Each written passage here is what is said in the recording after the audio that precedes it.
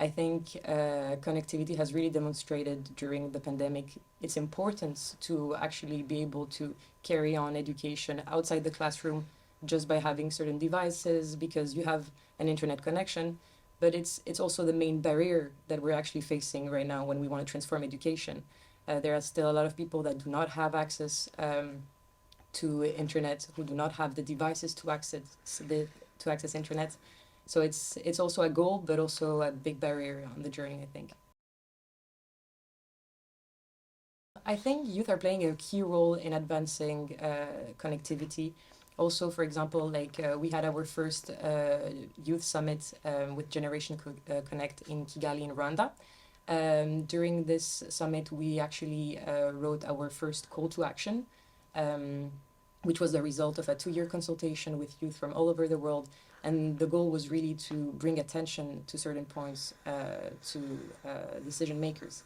And in these points that we have highlighted, there is namely the importance of increasing collaboration between ministries, increasing funding as well.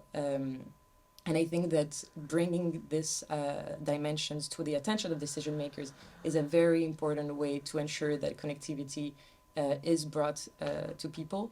But of course, there are also great other organizations doing great work on that, giving access to computers and devices in certain communal areas, which are really contributing to it. Because overall, I think we should really not forget that it is a collective effort where all actors of society really have a huge role to play in. When it comes to digital technologies, the context plays such an important role, and we shouldn't forget about it.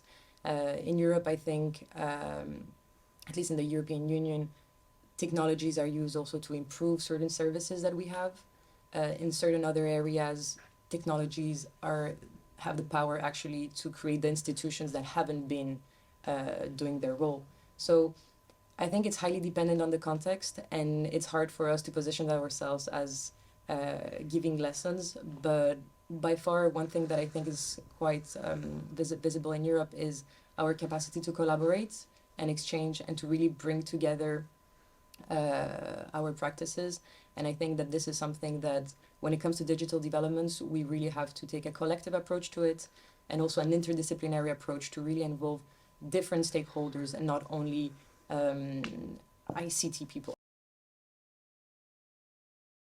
For me, what would be very important is that the call to action that the youth declaration that we're working on needs to be done in a way where it's not only a piece of paper that says, hey, youth has been participating, consulted, or is saying something. It's really like, how do we take the youth's input in a way where we can actually make them actionable, where then they become part of the discussion? Because too often these declarations just end up being left on the side, and it's a way maybe for people, for member states to say, hey, yes, we did, we consulted them, what do you want else?